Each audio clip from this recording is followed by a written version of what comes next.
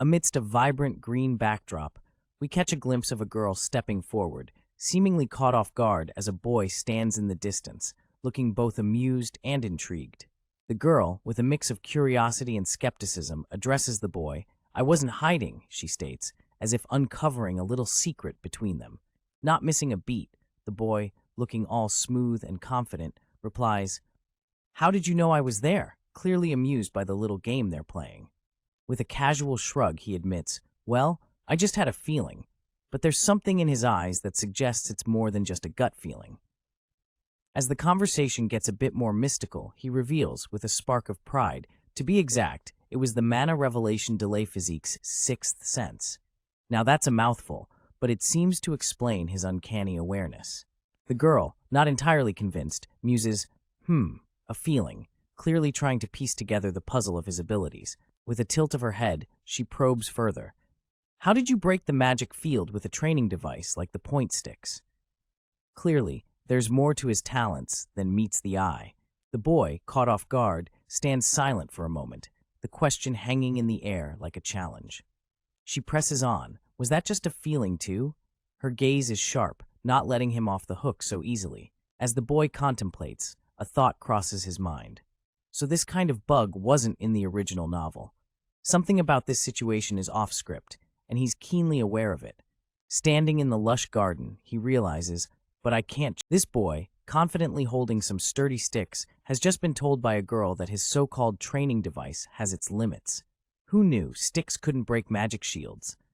The girl is unimpressed by his wild imagination.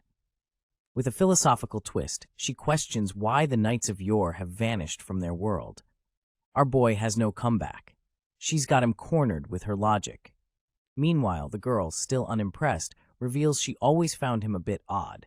But hey, now she's curious enough to ask, "Who are you, really?"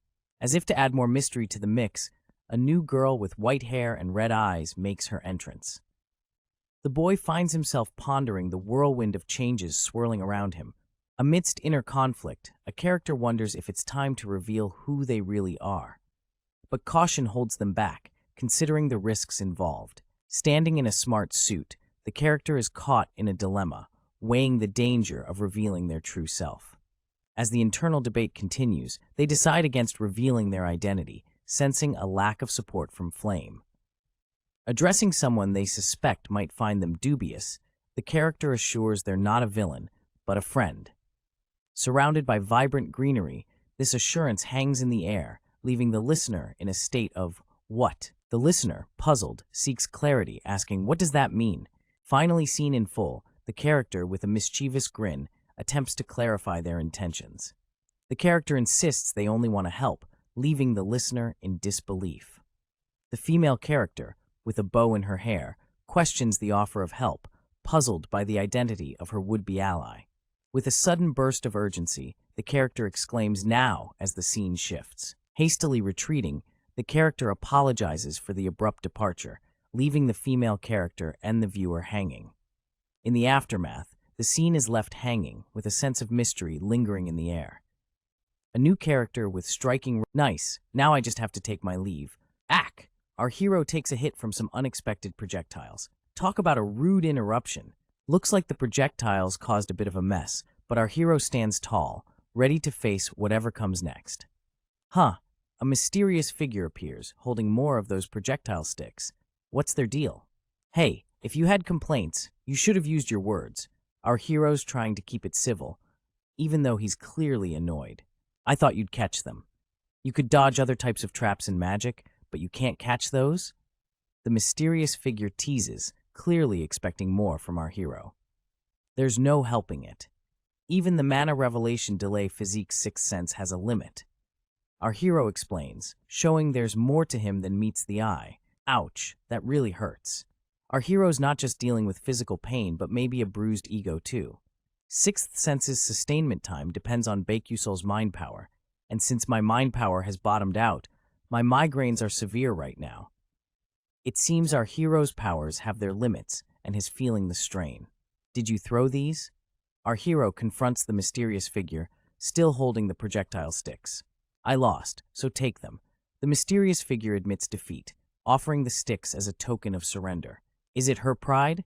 Our hero ponders as he weighs the pros and cons of accepting the prize. But if I take all this, my ranking will rise too much, and the other prizes are useless. The scene opens in a vibrant forest where two schoolgirls stand observing a hand reaching for sticks on the ground. The atmosphere is serene yet curious. A voice reassures, "It's fine. It'll just take one, so you take the rest." The tone is casual, hinting at a character with a relaxed demeanor. Enter Baek Yuseol, a young man with golden eyes and a confident smile. He's got those classic school threads on, and he's looking pretty pleased with his stick choice.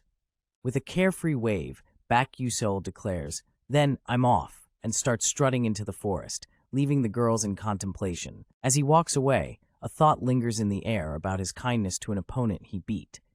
Seems like Baek's got some depth. Baek Yuseol's self-reflection surfaces, appreciating his own coolness. This guy is definitely vibing with his own charm. One of the girls wonders aloud, is he an idiot? Sparking a debate on Baek Yuseol's character. Maybe the dude's just too chill for his own good. The other girl speculates, maybe it's because he's a commoner that he has no common sense. Clearly, Baek's got them pondering his true self. A close-up of the girl with striking red eyes hints at her deep thoughts. There is definitely more to Baek Yuseol than meets the eye. The mystery deepens with the mention of Baek Yuseol's identity. What secrets are these students hiding? A transition screen sets the stage, at the same time implying a shift or parallel event. The scene opens up with a mysterious blue light emanating from a device, casting an ethereal glow over the room.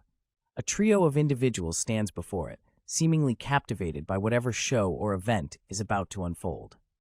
In the next moment, the focus shifts to a young man in a sharp blue suit navigating through a virtual or magical environment. His confident demeanor suggests has no stranger to this realm. As the scene progresses, the observers can't help but express their awe and amusement, remarking on the remarkable talents of the S-class students this year. We get a glimpse of two distinguished figures, Elder Telix from the Magic Council of Elders and Jarina Aeon from the Blue Mage Tower Board of Directors, who are also present, highlighting the significance of the event. The room is filled with many influential figures, all gathered to witness these promising students in action.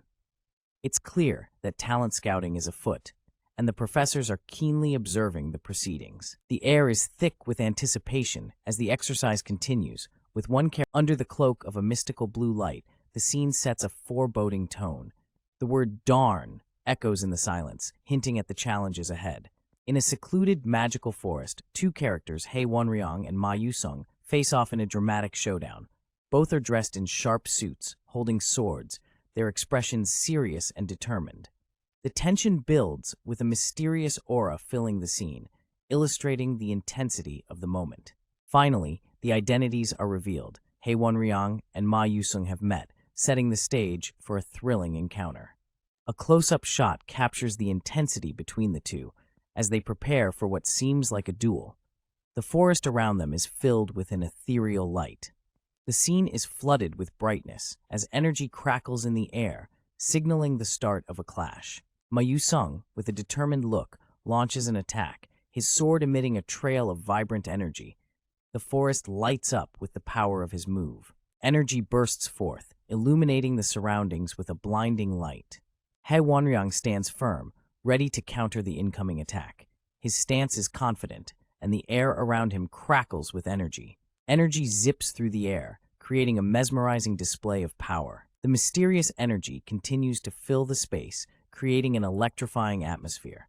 An explosive impact occurs, sending a shockwave through the forest, marking a significant moment in their confrontation.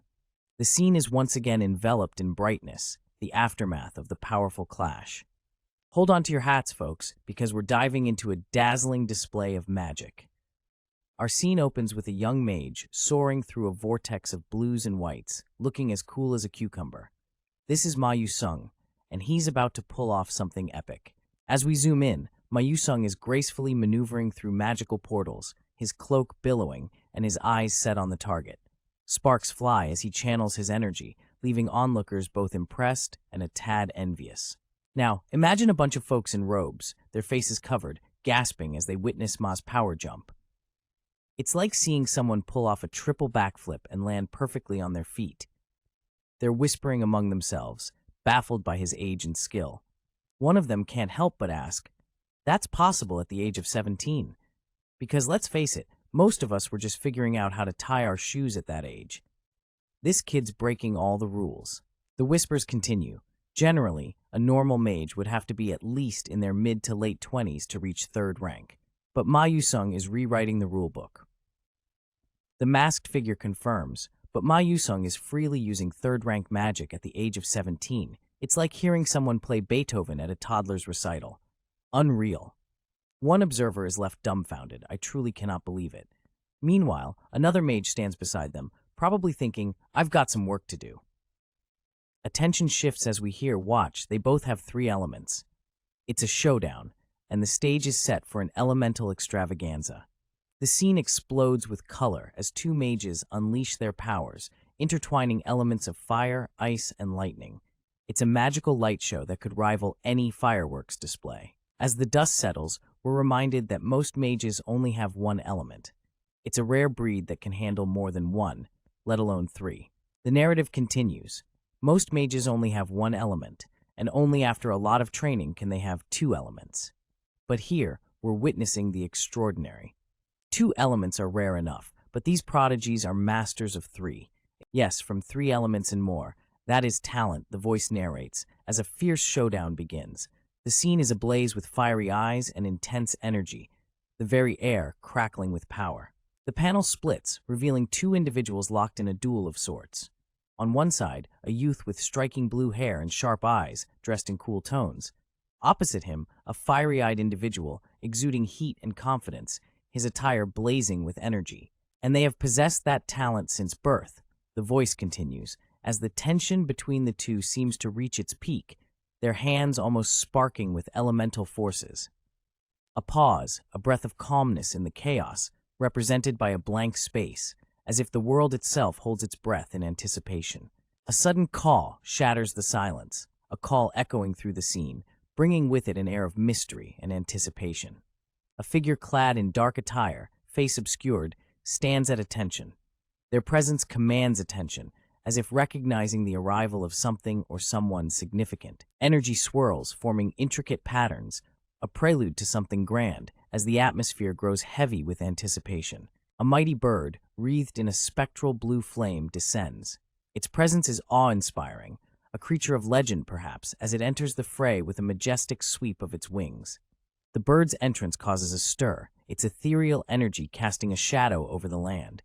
The opponents below brace themselves against this unexpected appearance. "A hidden boss," exclaims someone, the words hanging heavy in the air as the realization sets in, the stakes of the encounter rising exponentially. A shrill key pierces the air, the bird's call resonating with power as if heralding an unseen challenge. The bird's beak opens in a mighty EK, its cry a signal of its formidable might, echoing through the scene like a battle cry. Energy pulses, a blue streak of light cutting through the chaos, as the bird asserts its dominance, an elemental force unleashed upon the world. Amidst the chaos, the bird's silhouette moves with lethal. The scene is set with 2 young guys facing off, one with cool purple hair, looking all serious, and the other with black hair and fiery red eyes, ready for action. Suddenly, the air crackles with energy, and both guys are like, "Whoa," as some intense blue light makes its dramatic entrance. The brightness intensifies, almost blinding, as the energy surge takes center stage, creating an epic visual spectacle. Out of nowhere, a huge, mystical creature emerges from the light, its presence dominating the scene and drawing everyone's attention. Before anything more can happen, a girl with long silver hair casually steps into the chaos, totally unfazed, and drops a bomb with her innocent question about interrupting a fight. The scenery shifts, showing the girl standing on some magical creature, her nonchalant attitude almost funny in the midst of all the drama. She quickly apologizes for butting in, her wide eyes and nervous smile adding an unexpected dash of humor to the intense scene. Meanwhile, somewhere else, the name Acel Mulf is whispered, adding an air of mystery. A dark-coated guy with intense eyes and a scar looks on, arms crossed, as if he's judging the entire situation. A hidden boss is a type of hidden event that only appears once you have abilities past a certain amount. Not only are they hard to find, but it's also not easy to defeat them. To hunt that alone, the eldest daughter of the traitor Grand Duke Malf is introduced. Her talent is recognized, but her father's reputation holds her back. How unfortunate. If it wasn't for her father, that talent would bloom even more.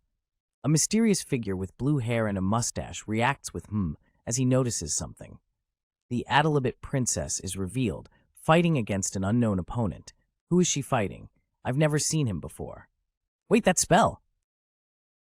Zooming into the action, we're greeted by what appears to be the back of a head with wildly tousled silver hair, caught amidst a dazzling display of vibrant energy. The air crackles with anticipation, setting the stage for the thrilling events about to unfold. Our protagonist, with piercing green eyes and an intense expression, is clad in a sharp blue and gray uniform. Clutching a mysterious object, they seem to be in hot pursuit, or perhaps escaping something equally intense, as streaks of energy dance around them. Suddenly, a burst of curiosity and awe fills the air as someone or something questions the phenomenon unfolding before them. Is that Blink? This revelation adds another layer of mystery to the already gripping scene. A stark contrast follows as darkness envelops the scene, leaving us with a sense of suspense and anticipation. The previous chaos is replaced with an eerie calm, as if the world is holding its breath. Lastly, a plug for AsuraScans.com reminds readers where they can catch the fastest releases, a nod to the digital world where this action-filled adventure continues to captivate. The scene opens with a simple yet mysterious blink, written in bright blue letters, setting the stage for a magical tale. Next, we see a beautiful blue-tinted background with elegant paper-like figures floating about. The text informs us that despite numerous scholars' attempts to control a powerful spell, none have succeeded over hundreds of years. The pages are tinged with a darker hue, and the text reveals a grim tale of failure, death, and abandonment, as countless attempts to master this spell resulted in tragic ends. The narrative continues, emphasizing the spell's notorious reputation as an uncontrollable force. Blood-stained papers with eerie designs flutter, adding to the ominous vibe. A blinding light transitions us to a new scene, where a voice ponders the existence of a student who can wield this spell as naturally as his own limbs. The focus shifts to a character with a blurred face, surrounded by a luminescent aura. The narration marvels at his mastery of the blink spell, questioning just who this young prodigy is. The scene heats up with a burst of fiery colors and dramatic action as a boy displays his incredible magical prowess. Onlookers are left in awe, asking, just who is that boy? Silhouetted figures stand in suspense, watching the spectacle unfold, hinting at an unfolding mystery. A confident figure steps into the spotlight, introducing the mysterious boy as Baek Yuseol, a student with a remarkable talent for the blink spell. The figure continues to praise Baek Yuseol, highlighting his uniqueness and unmatched specialty in using blink. Finally, the spotlight rests on the man introducing Baek Yuseol. The mysterious hooded figure is deep in thought, pondering the opponent's special skill, blink.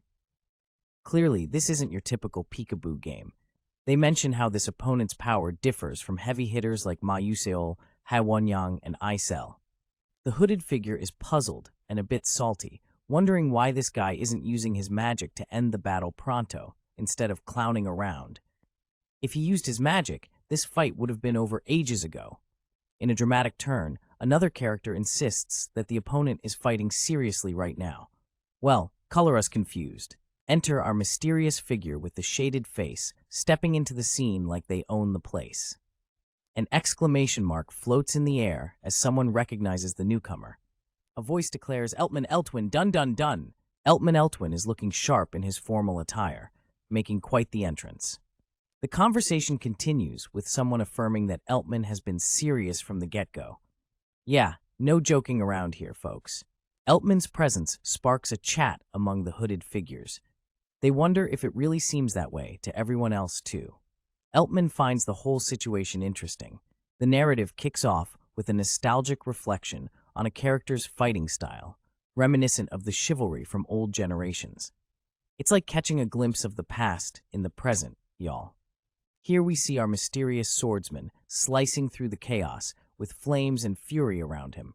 His hair is tousled, eyes focused, and he's out here looking like he just stepped out of a medieval epic. A blank space follows, possibly symbolizing a moment of pause or transition in the narrative. It's like the calm before the storm, or the silence after a dramatic clash. Cut to a scene with cloaked figures in a dim room. They're debating the concept of chivalry in a world where cold weapons are practically extinct.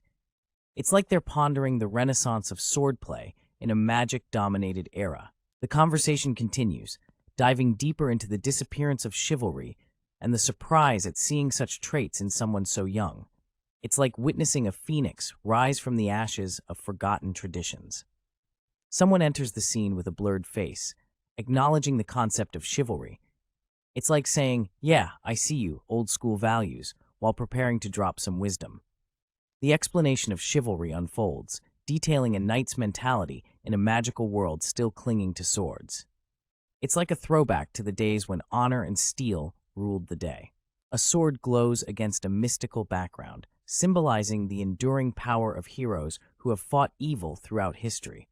It's like shining a light on the eternal battle between good and evil. A lone figure stands with a sword raised to the heavens, bathed in light.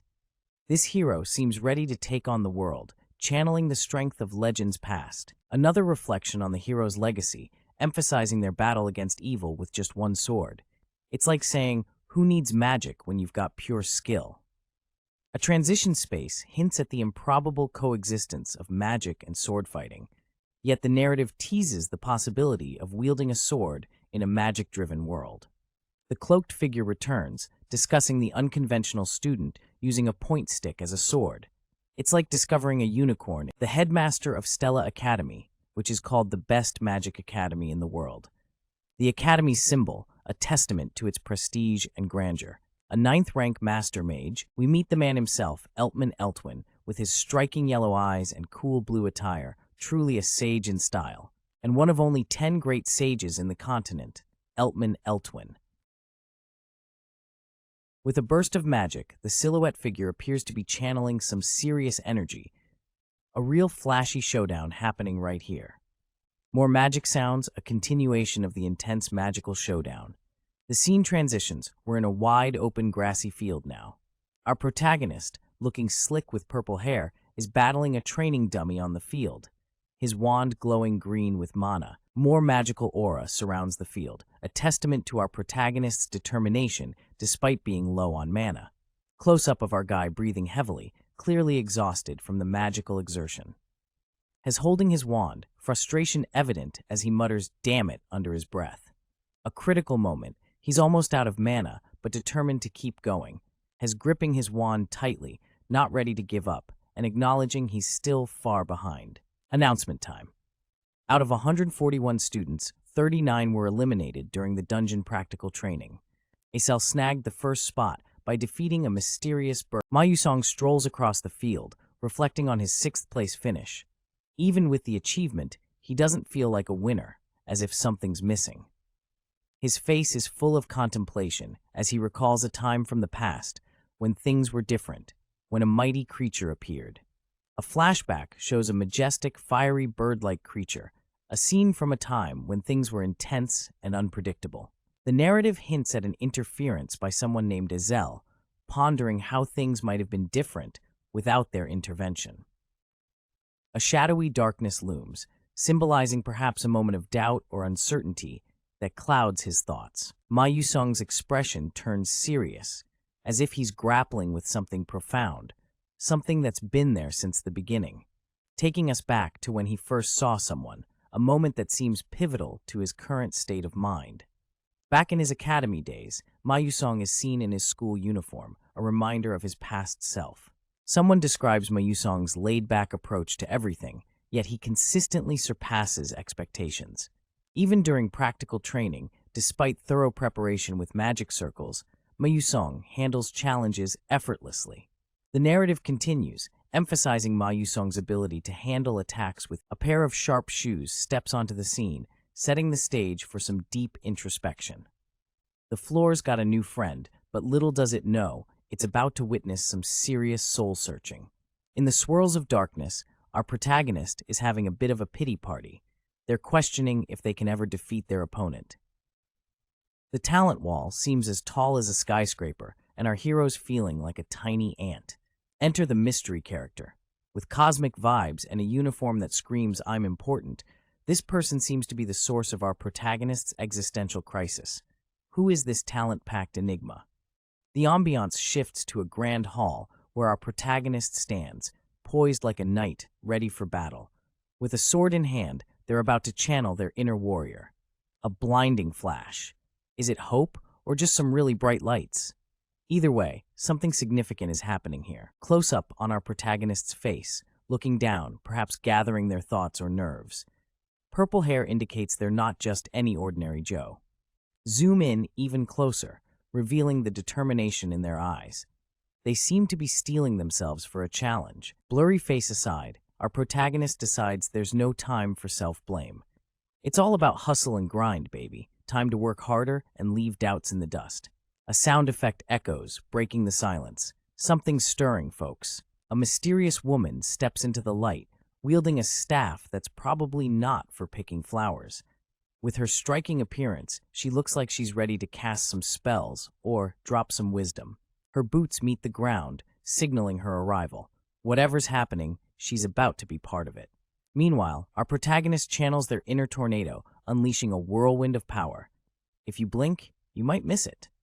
The scene is enveloped in a light haze. Is it the aftermath of magic or just a dramatic pause? The mysterious woman seems surprised, calling out the name Haewonryang. Is it a friend, foe, or just someone who owes her money? She notes how the usually chill Haewonryang seems extra spicy today. Clearly, something's got him riled up. Drama alert. Well, that's not something I should be saying. A pair of legs stands on a glowing platform, surrounded by an aura of power. The atmosphere is tense. A dramatic slash cuts through the air, heralding the beginning of an intense magical confrontation. An explosion of light and energy erupts, engulfing everything in its radiant brilliance. A blank canvas of white light dominates the scene, a testament to the destructive power unleashed. A fierce woman with long white hair and striking red eyes emerges from the chaos, wielding a fiery staff. Another fiery explosion rips through the scene, intensifying the chaotic energy in the air. The aftermath of the explosion leaves a blinding white light that fades into the distance. A young boy with short purple hair and a slightly worried expression takes in the scene before him. Debris and dust scatter through the air, hinting at the aftermath of a powerful clash. The fierce woman stands tall amidst the dust. Even after being yielded the point stick, I got third place. How upsetting. Mother was pretty satisfied, but if I hadn't received that, I would have been punished. A fierce individual with striking white hair and fiery red eyes is seen conjuring intense flames from their staff, likely caught up in a heated magical duel. They're visibly frustrated, thinking about a commoner's irritating demeanor. The fiery clash unfolds with a massive explosion, the silhouettes of two figures caught in the blazing aftermath. The explosion leaves a mark with debris flying around. The scene is intense, with the power of the magic evident. The white-haired figure is catching their breath, gripping their staff tightly. A young purple-haired character watches with curiosity. The young character seems concerned, wondering aloud if something has happened to the princess. The white-haired individual is deep in thought, questioning if their feelings are valid. They've noticed a significant improvement in the princess's magic, particularly in its accuracy. The figure reflects on the explosive nature of Princess Hongbyeon's fire magic, pondering its control. The purple-haired character comments on the improbability of a girl with striking white hair and a dark ensemble is caught in a moment of introspection. She's sweating slightly, indicating some internal struggle, as she mutters, "Damn it." Her thoughts continue. I don't want to admit it, but Baek-Yusol's classes have been effective. Clearly, our girl has been hitting the books, or rather, the pun quizzes, which have surprisingly boosted her magical prowess. As she grips her staff, she can't deny the results. Her magic achievements are skyrocketing, but she's still wrestling with some feelings about the situation. Despite Baek-Yusol being a commoner with lousy grades and a personality that could use some polishing, she's convinced He's the only one who can help her work on her weaknesses. Even with this realization, she can't shake off her frustration. She's still upset, and as she walks through the garden, her mood isn't improving. Suddenly, a voice breaks through her thoughts, calling her princess. It seems someone is concerned, asking, "Yay, Terran." All right, folks, we are diving right into a scene where the staff, Terraon, has gotten a sweet remodel and is ready for action. Our mystery person is passing it over to a lady with some seriously cool pink and white hair. Looks like it's time for Terraon to meet its new owner, Baekhyusol. Seems like the remodeling job on Terraon is all done and dusted. The plan is to hand it over to Baekhyusol, pronto. Should we just rush it over to Baekhyusol right now? That's the question on everyone's mind. The woman is all in for the plan, saying yes, that'd be good. She's totally on board with the immediate delivery. But hold up, there's a twist. Our lady with the epic hair suddenly goes all lol. Wait a sec, and stops the attendant in his tracks. Our attendant is looking super puzzled, thinking, "What's going on, Your Highness?" Seems like there's more to this story than meets the eye. Boom, the mysterious lady is revealed as royalty, with pink and white hair and striking red eyes. She's got a serious look on her face, making us wonder what's really going down here. A blank space, leaving us hanging in suspense. End of the line for now. Our scene opens with a character consoling another, saying, "You don't need to blame yourself. Your opponent tried his best." Clearly, someone's feeling a bit down about a recent tussle. We see the same character with pink hair, and there's this air of contemplation and introspection. It's like they're recalling something intense or puzzling. And then, bam!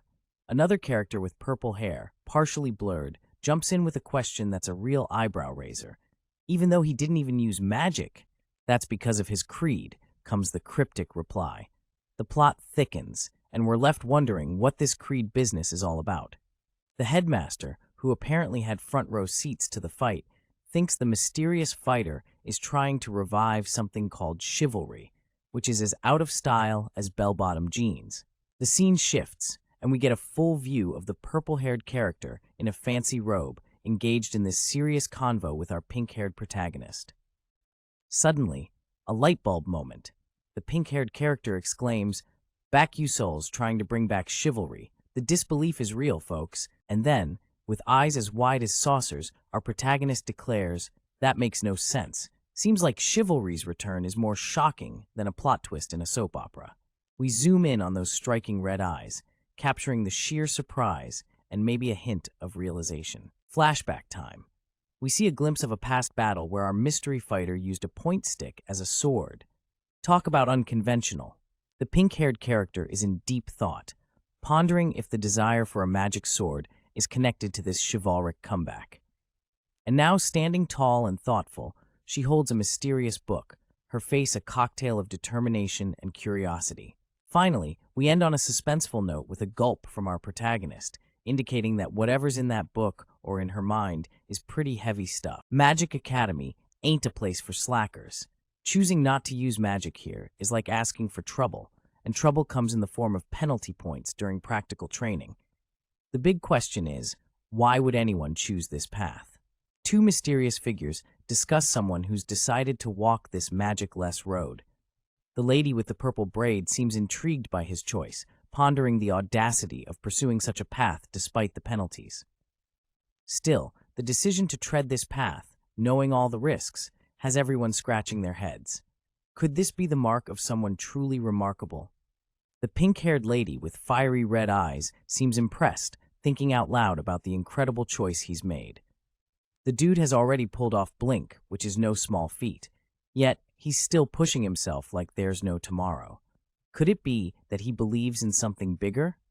Her thoughts drift to the idea of a creed, something that must be real for him to keep pushing forward despite the challenges. Her contemplation seems to linger, as the page leaves us with the feeling, "I got so angry at him," telling him not to joke around.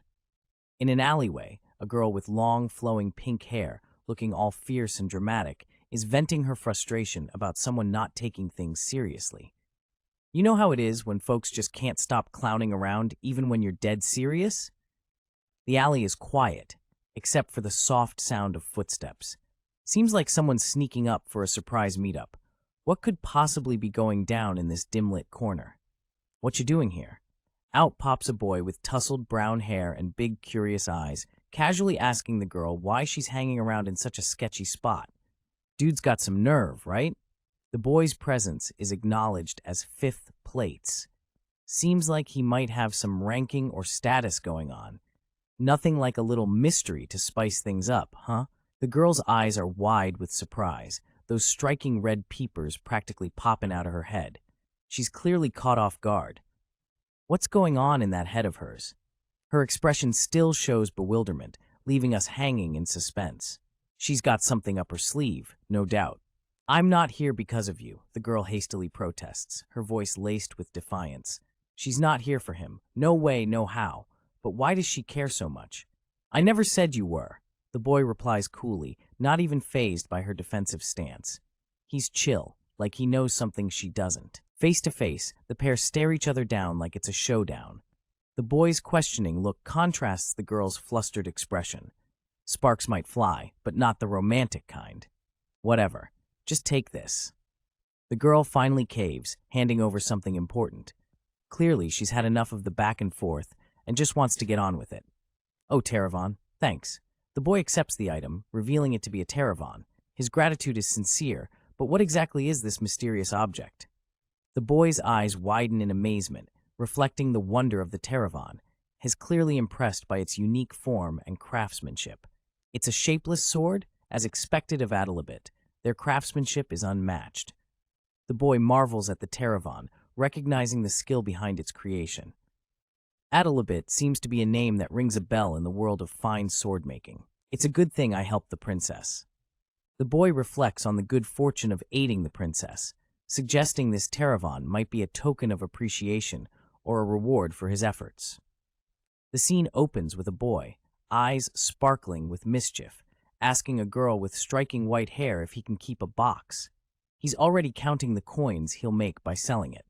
The girl, slightly exasperated, tells him to do as he wishes, mentally rolling her eyes at the simplicity of commoners. As the boy cheers about his newfound free money, the girl stands with arms crossed, contemplating the situation. She seems both amused and slightly annoyed, giving off that "why am I even here" vibe. The girl's expression changes, focusing on something important as she utters the name Bakuseol. Her eyes, as red as rubies, convey a mix of emotions, hinting at deeper layers beneath her calm facade. The boy, looking a bit startled, responds with a simple as the girl's inquiry hangs in the air. She's sizing him up, trying to gauge his response, perhaps expecting more than just a casual reaction. With the intensity of a detective, she asks if he's really not using other magic. Her words suggest suspicion, and her gaze is penetrating, searching for any sign of deceit. The boy, looking a bit confused, meets her gaze with a puzzled, His expression is innocent, yet there's an underlying curiosity about the girl's sudden interrogation. The girl, now visibly flustered, utters a simple, ugh, unable to maintain her stern demeanor. Her cheeks flush slightly, and it's clear she's a bit embarrassed by the situation. Deciding to abandon her line of questioning, she mutters a soft, "never mind," opting to leave the situation altogether. Her retreat is both graceful and awkward, leaving the boy to ponder what just transpired. The final scene shows her walking away, cheeks still pink, while the boy watches. Amidst the warm hues of a setting sun, we catch a glimpse of a young lad, sporting golden eyes and tousled brown hair. His expression is a mix of curiosity and wonder, as he seems to be caught in a contemplative moment, pondering the mysteries of the world around him. There is a pink-haired figure nearby, eliciting a HM from our young adventurer. The air is thick with anticipation, as if something magical or unexpected is about to unfold. With a confident stride, our mysterious youngster makes his way down a stone-paved path, possibly toward a revelation or perhaps even a showdown. His thoughts drift to other magic, hinting at an enigmatic conversation that seems to have piqued his interest or perhaps left him puzzled. A memory surfaces, recalling words spoken by Professor Lee Hangwall about understanding intentions and respecting creeds, though it all seemed like some philosophical mumbo-jumbo to our protagonist. Despite the perplexing advice, the young man seems to decide that what's good is good, embracing a pragmatic approach to the situation. His gaze shifts to a magic sword, a crucial artifact that he believes will ensure his safety in the adventures yet to come. Clenching his fist in determination, our hero seems ready to face whatever challenges lie ahead, armed with his newfound resolve and magical weapon. The young man contemplates the sword, ready to take a closer look and perhaps unlock its secrets. The tension builds as the sun sets over the horizon. Now, standing in a wide-open area, the young man holds the sword, eager to see what it can do.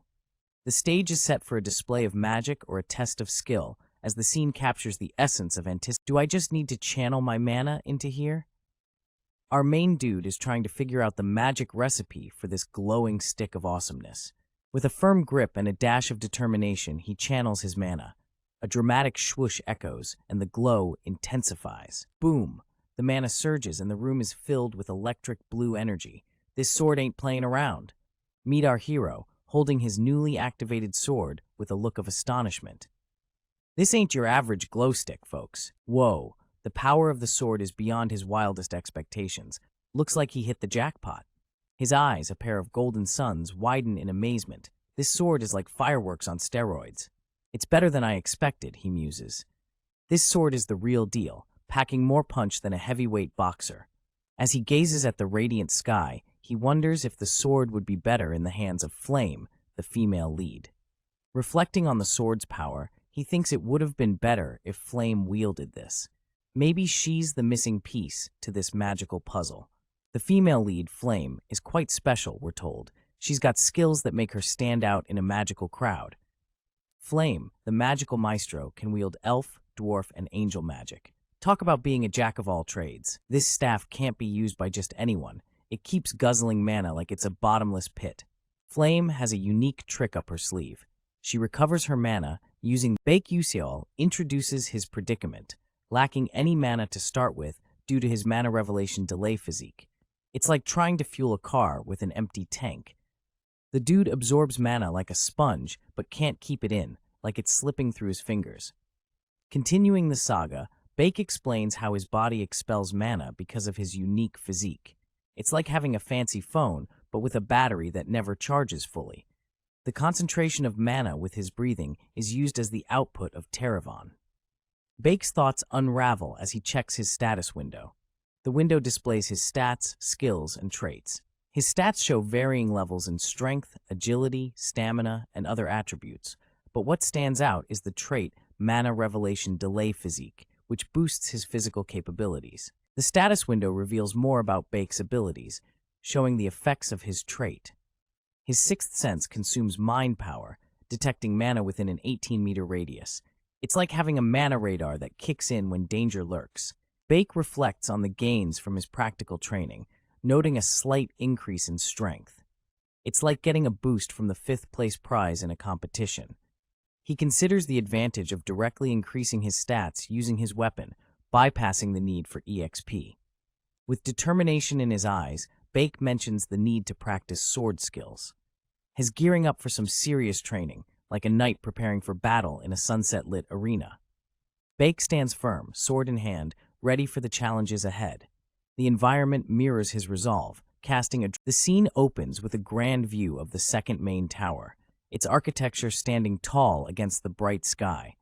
It's clear this place holds significance, but what mysteries does it hide within its walls? As we move closer, the grandiose structure becomes more detailed. The sunlight dances on the stone walls, hinting at the importance of this building. What knowledge could be stored here? The label reveals the location, Second Main Tower. This is where the faculty's research facilities reside. Clearly, something important is about to unfold here. A mysterious character appears, driven by the rumor of Baek Yuseol's presence. What could their intentions be? Meet our intriguing character, sporting long pink hair and striking red eyes. She's dressed in a smart navy coat, clutching a book tightly. Who is she, and what business does she have here? The character ponders the significance of the second main tower, wondering if Baek Yuseol is here to meet a professor. The air is thick with curiosity and anticipation. Suddenly, doubt creeps in. Why did she come here when she could have simply met Baek Yuseol at the training hall? Her motives seem to be questioned. As she walks away, she realizes following Baek Yuseol might make her appear like she's tailing a commoner. Her cheeks flush with embarrassment. Her inner turmoil is evident as she contemplates retreating. But just as she's about to leave, someone interrupts her thoughts. A new character enters the scene, catching her off guard. The scene opens with a young woman, who seems to be revisiting her old stomping grounds at the castle. She's greeting someone she almost referred to as her teacher, but quickly corrects herself to address them as Professor Hamaril. Ah, the awkwardness of bumping into your old teacher. As they continue to chat, we learn that the professor used to teach magic at this very castle. But time flies, doesn't it? The professor casually drops a comment about how the young lady has aged. Well, at least they're honest. The conversation shifts as the young lady asks what brings the professor here. The professor reveals they've got some business to attend to, but plans on heading back soon. Taking a scenic view of the castle, the professor mentions that it's better to leave soon since things are a bit chaotic. Seems like the castle's got a lot going on. Curiosity piqued, the young lady asks for clarification. The professor explains that the chaos is due to some magic officials visiting because of a student named Baek Yuseol. Upon hearing the name Baek Yuseol, the young lady's eyes widen. Clearly, this name rings a bell. The professor continues, mentioning that Baek Yuseol is a commoner and a bit of a stir among the magic folks. This student's known for not using magic, which seems to intrigue the young lady. The young lady, deep in thought, realizes that the professor has seen her fight. She's reflecting on how she wishes she hadn't shown a less than stellar side during that encounter. Amidst the clouds, the young lady feels a mix of emotions, regretting the impression she left on the professor